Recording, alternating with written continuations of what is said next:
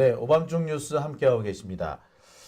자, 이번 순서는 첫 번째에 이어서 역시 오늘 있었던 재판 소식 전해드립니다.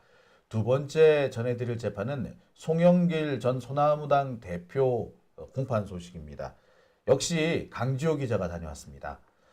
안녕하십니까? 네, 안녕하세요. 야, 안녕하십니까라는 얘기 또 하니까 좀 쑥스럽네. 아, 이거 원래 두 번 인사하면 안 되는데. 아, 그러게. 근데 입에 붙었어. 그렇죠. 예. 한번 끊고 시작하니까 자연스럽게 나와버렸는데, 예. 오늘 송영길 대표 재판도 다녀오셨죠? 네, 오늘 이 3시 30분에 고등법원에서 송영길 대표의 재판이 서울 고법에서. 네. 송영길 대표가 그 소위 말하는 돈봉투 사건으로 구속이 돼가지고 지금까지 고생을 하고 계신데, 네. 사실 1심에서는 돈봉투 사건은 전부 다 무죄가 나왔어요. 그렇죠. 우리는 다 이 송영길 대표의 재판이 돈봉투 사건으로 생각을 그렇지. 하는데 사실 그 내용은 사실 지금 중요하지 않습니다. 예, 지금 돈봉투는 다 무죄가 돼버렸고 다 무죄예요. 지금 남아 있는 게 먹사연이잖아요. 예. 먹사연에 그 전달된 돈이 사실은 송영길의 정치 자금이었다라고 해서 지금 문제가 지금 저 징역형이 선고되는 거잖아요. 네, 맞습니다. 그러니까 먹사연이라는 법인이 정식으로 존재하고 별도로 활동을 하고 있는데 그 먹사연이 송영길과 매우 가깝다 하여 먹사연이 받은 돈을 송영길의 돈이다. 그것도 뭐 차라리 뇌물이면 또 제3자 뇌물이다 그래서 또 이해가 되는데 네. 그것도 아니고 정치자금이다라고 해서 좀 논란이 되고 있습니다. 여전히. 네, 맞습니다. 그래서 뭐 모든 정치인들이 가지고 있다고 하는 이런 싱크탱크가 다 불법이냐 이런 논란까지 이어지고 있어요. 네. 오늘 항소심 이제 첫 번째 공판 기일이죠. 오늘 공판 준비 기일인가요? 네, 지금 현재 법원에 써져 있는 것은 그냥 공판일이라고 적어져 있는데 지금 현재 하고 있는 공판 기일처럼 진행이 되고 있습니다. 아, 공판 준비 기일인데 공판일처럼 진행되고 있다. 아니면 네. 공판 하여튼 좀 예, 맞습니다. 기일이다. 예, 맞습니다. 헷갈리잖아. 그러니까요. 아. 자, 공판 준비 기일 오늘 그러면은 뭐 길게 진행되진 않았겠군요.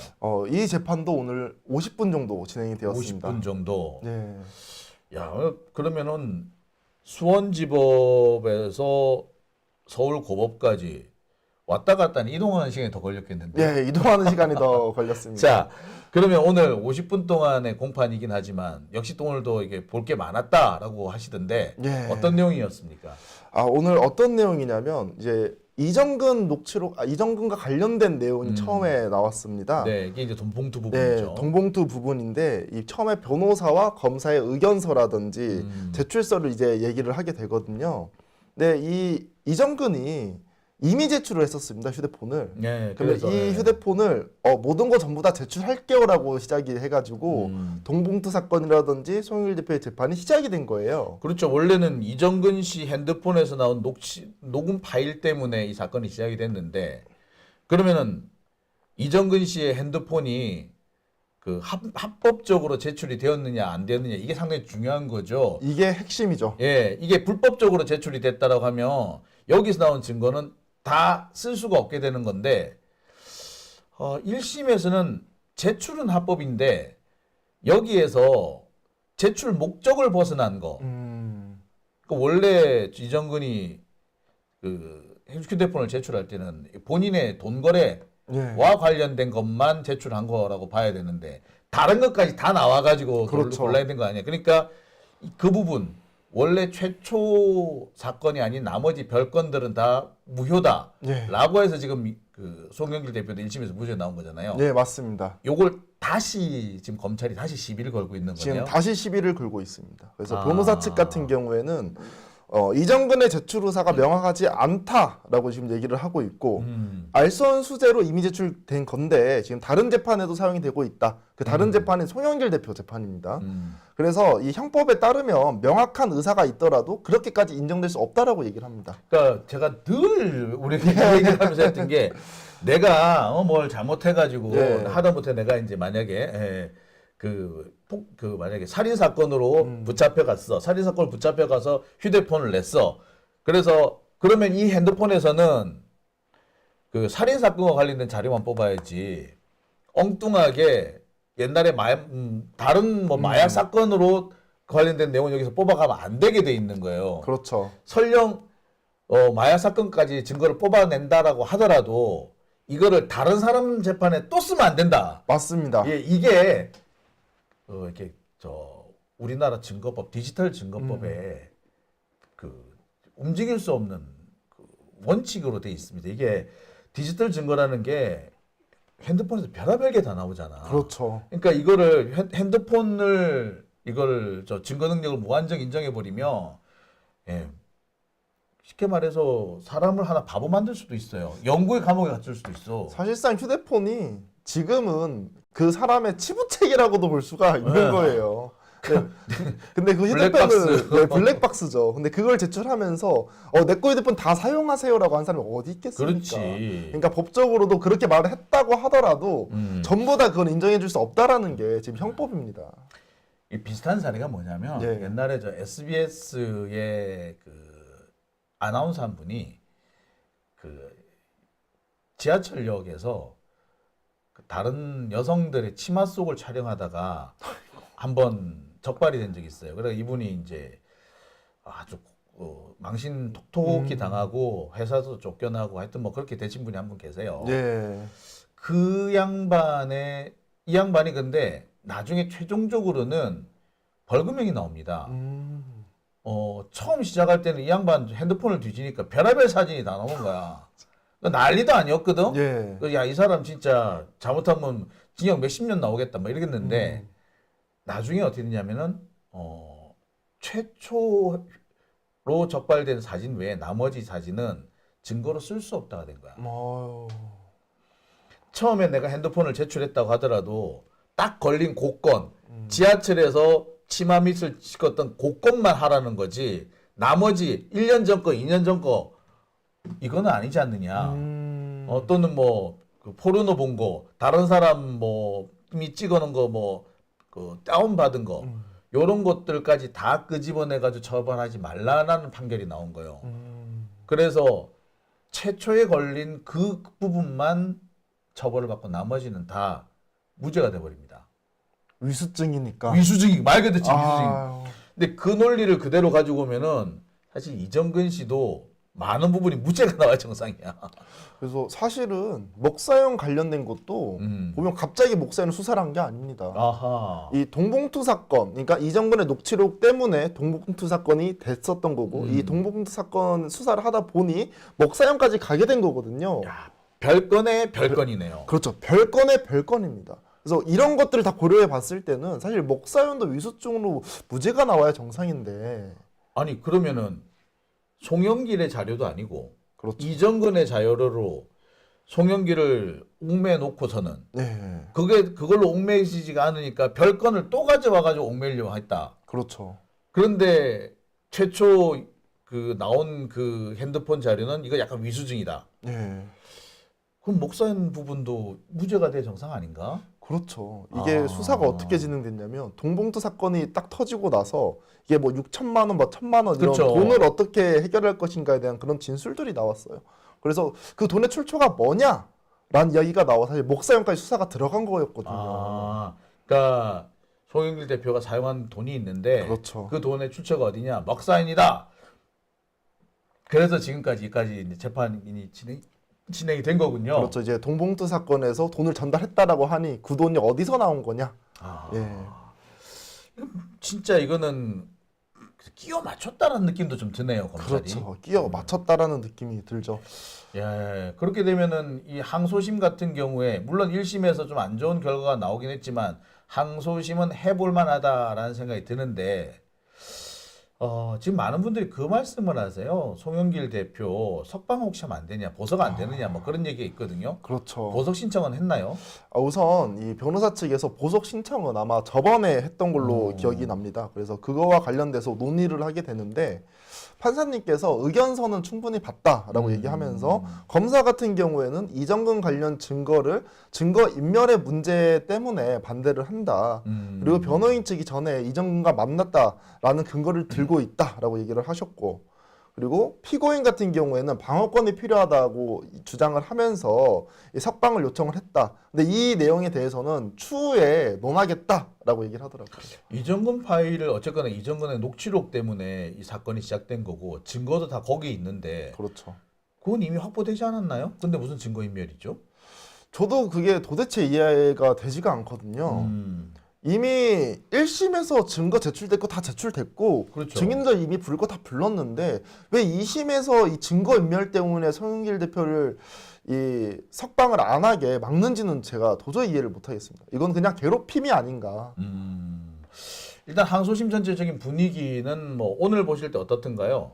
사실은 뭐 이 판사 자체가 뭐 검사의 편을 들어준다, 뭐 송영길 대표의 편을 들어준다, 뭐 이런 느낌은 없었던 것 같아요. 우선 대북송금 같은 경우에는 딱 들었을 때 아 이거 뭔가 흐름이 좋다. 아, 흐름이 좋다. 그런 느낌 팍 들잖아요. 이 재판은 꾸준히 한번 지켜봐야 될 것 같습니다. 네. 근데 위수증 얘기가 계속 지금 나올 수밖에 없는데 이 위수증 부분에 대해서 뭐 재판부는 뭐 어떤 뭐 반응을 보이던가요? 뭐 위수증 같은 경우에도 뭐 송영길 대표 같은 경우에는 요즘에 그 검사가 이 재판 과정에 있어서 조작이나 이런 것들 되게 많이 한다. 그래서 이런 것들에 대해서 크로스 체크를 해야 되고, 그렇지. 그리고 뭐 박용하라든지 이런 증인들은 18년도부터 막 후원을 했었고 이런 부분에 대해서도 좀 정확하게 봐주셔야 되지 않겠느냐라고 얘기를 하게 되었습니다. 이번 재판이 사실 빨리 끝날 재판은 아니에요. 예. 오래 끌 재판이고 솔직히 이 사건은 이정근을 왜 잡아갔겠어? 그렇죠. 실은 이게 이재명 잡으려고 간 거였던 거예요. 그 이정근 그 핸드폰에서 난 녹취록도 있지만 이정근 노트라고 또 있었어요. 아이고. 이정근 씨가 뭐 이렇게 써줬다는 노트인데 거기 보면은 7인회 나오고 막 그래요. 그러니까 한마디로 당시 떠돌아다니던 찌라시들을 모아가지고 이정근 씨가 그것도 검찰청에서 그려준 일종의 도표 같은 그림이 있거든. 예. 이거 가지고 또 시비를 걸려 했던 거예요. 사실 원래는 송영길을 잡으려고 한 게 아니라 사실 이재명으로 올라 그랬던 거야. 안 되니까 송영길로 간 거예요. 제가 당시에 기억할 때도 이 동봉투 사건이라고 해서 대대적으로 막 보도가 됐었었고 이 송영길 대표가 외국에서 한국 막 들어오고 하면서 대석특필이 됐었었거든요. 그러니까 이게 원래는 그 이재명을 잡으려고 했는데 가다 보니까 송영길로 간 거야. 그러면서 등장했던 게 사실 그때 그 이정근 씨 수사를 하는데 뜬금없이 김남국 의원이 막 나오고 그랬어요. 그러니까 그렇게 해가지고 이재명 대표 쪽으로 가려고 했던 것 같아요. 근데 그게 안 된 거예요. 솔직히 말하자면. 그렇죠. 별건을 그 송영길로 올려간 게 아니라 별건을 이재명으로 걸려다가 실패한 뭐 이 사건인데 그러니까 막 이게 이재명 대표가 대통령이 되게 되면 이 사건은 사실 근본부터 흔들리게 되는 거예요. 그렇죠. 그러니까 송영길 대표 입장에서는 사건이 되게 오랫동안 공방을 벌치게 될 텐데 그러니 이제 좀 풀어달라.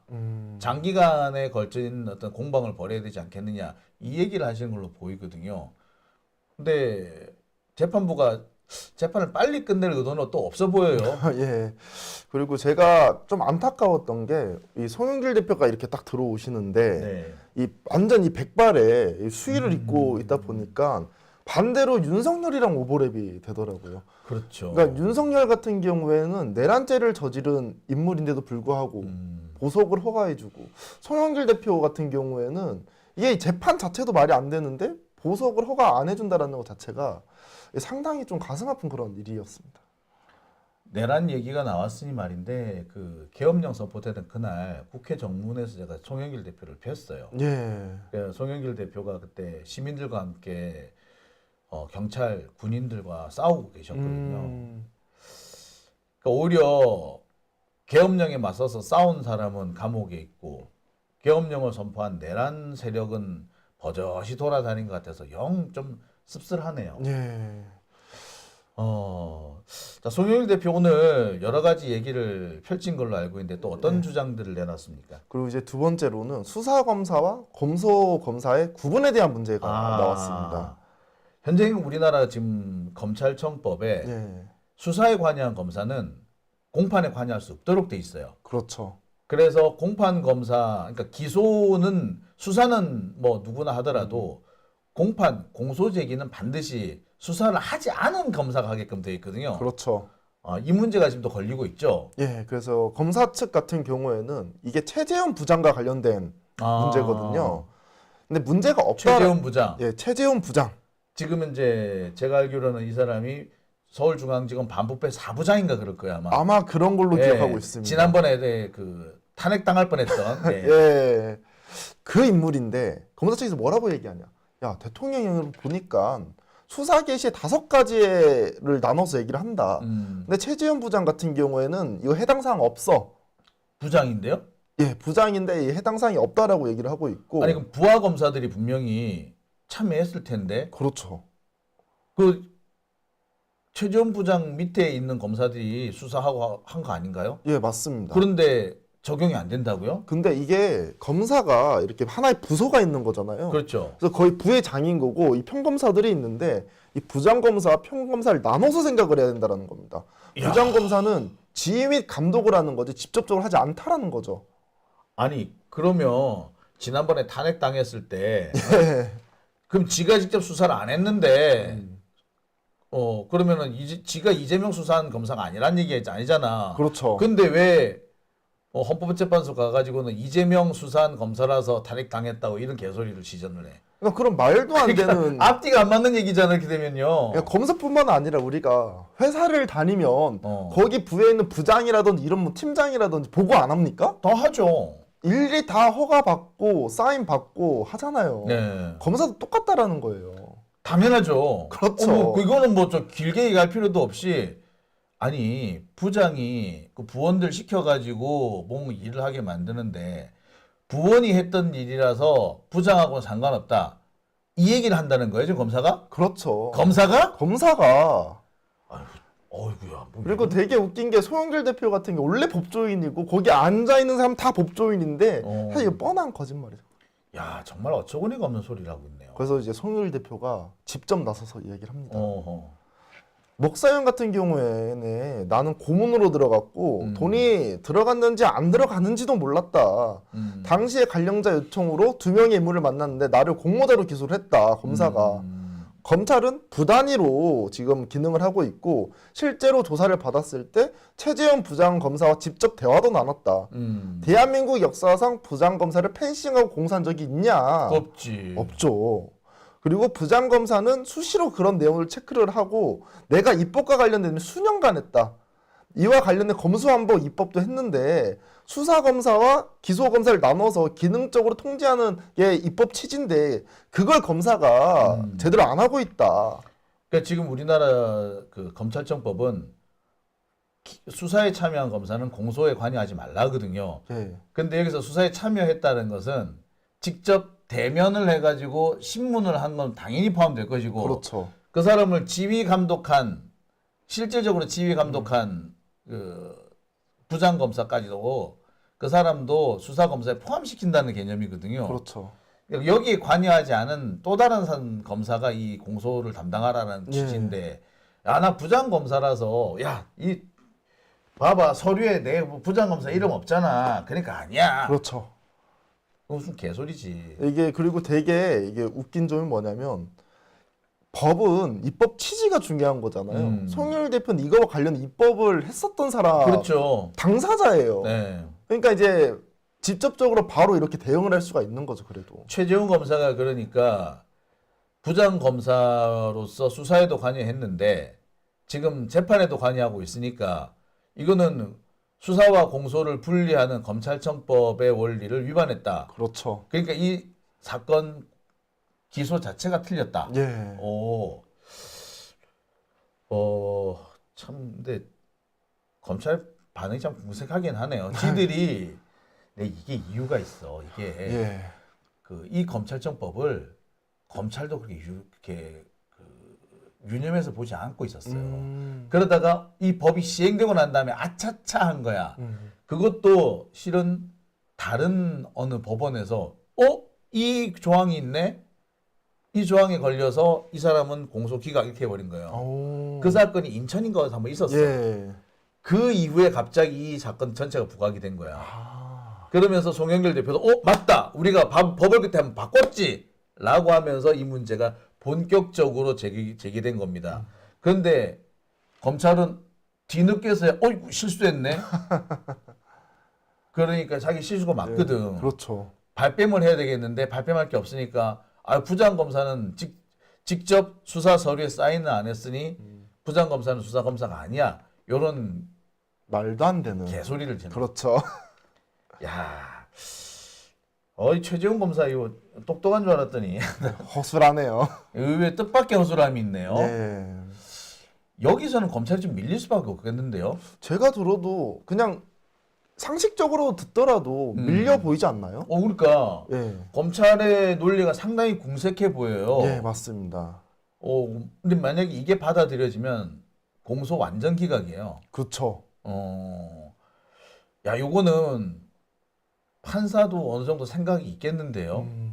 그러니까 보면은 수사 검사와 그 공소를 제기하는 공판 검사는 분리를 하라고 돼 있는 게 법의 취지이고 그 법 취지에 판사들이 상당히 동의하고 있는 걸로 돼 있거든. 예. 그 앞으로 또 검찰을 기소청과 공소청으로 수사청과 공소청으로 나눈다 그러잖아요. 그런 것까지 보면 이 송영길 대표 재판은 좀 지켜봐야겠는데요. 그렇죠. 분위기 괜찮네 여기도 사실은. 예. 그러니까 전체적인 내용을 봤을 때 그렇게 나쁜 흐름은 아닙니다. 일단 항소심에서 검찰이 또 밀리기 시작했다라고 과언 아니네요. 여기에 그냥 보석만 딱 허가해주면은 더 바랄 게 없겠는데. 빨리 좀 보석을 허가했으면 좋겠다라는 생각이 들죠.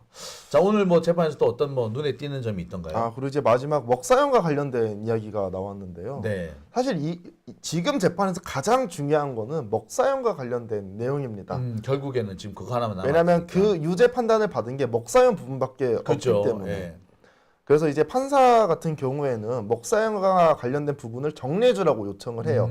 예를 들면 뭐 먹사형의 활동, 먹사형의 성격, 회비 내역 등을 상세하게 적어서 제출해 달라라고 얘기를 합니다.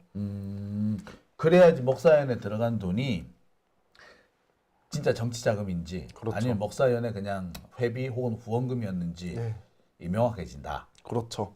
그리고 가장 논란이 됐던 연도가 20년 그리고 21년도가 가장 중점인데 뭐 17년도부터 뭐 18년도부터 해가지고 막 5년에서 6년 정도의 그런 내용들을 전부 다 가져와 달라고 요청을 했습니다. 아까 말씀하실 때 그 사업가 박모 씨 같은 경우는 오래 전부터 그렇죠. 계속 그 후원을 해오고 있었다는 거 아니에요? 예, 맞습니다. 근데 유독 이번에 법원에 검찰에서 기소한 것만 갑자기 뇌물 혹은 불법 정치 자금이라고 해서 기소한 거잖아요. 예, 맞습니다. 지금 먹사연이 문제가 된 게 20년도부터가 문제가 됐다라고 했잖아요. 그때서부터 성격이 바뀌었다라는 거예요. 원래는 싱크탱크였는데 송영길의 정치 단체로 바뀌었다라는 기준이 20년도인 거죠.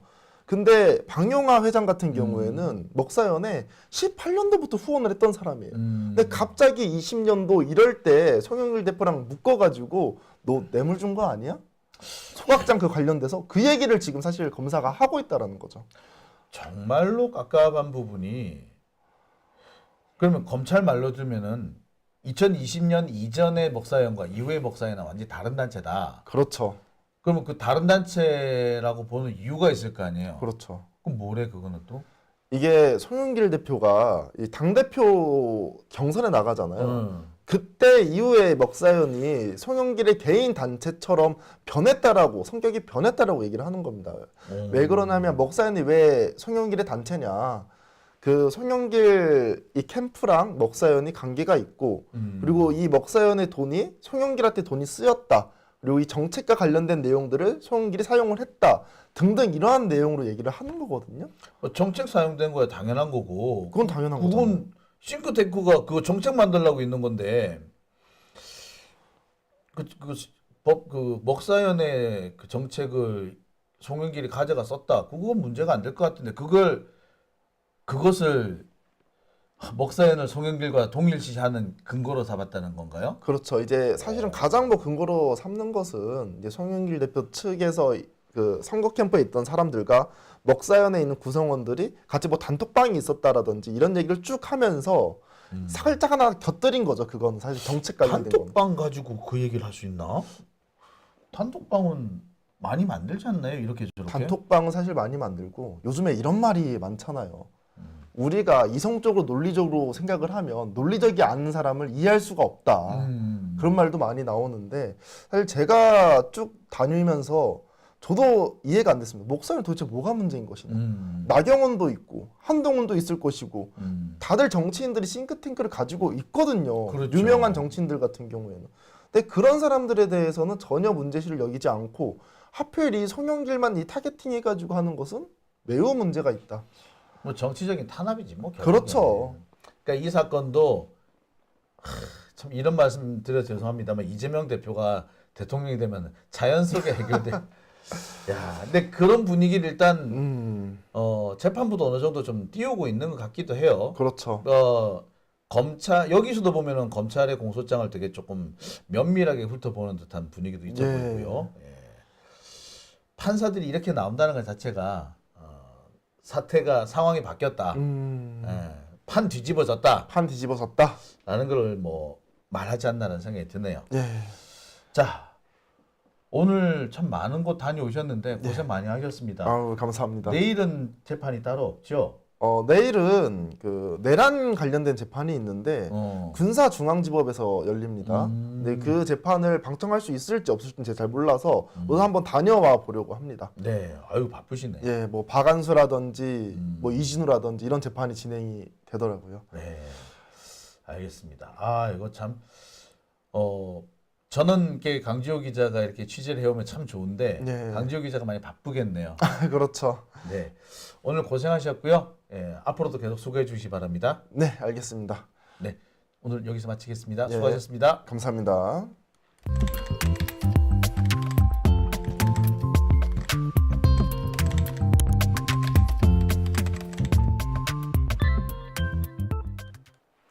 네, 오밤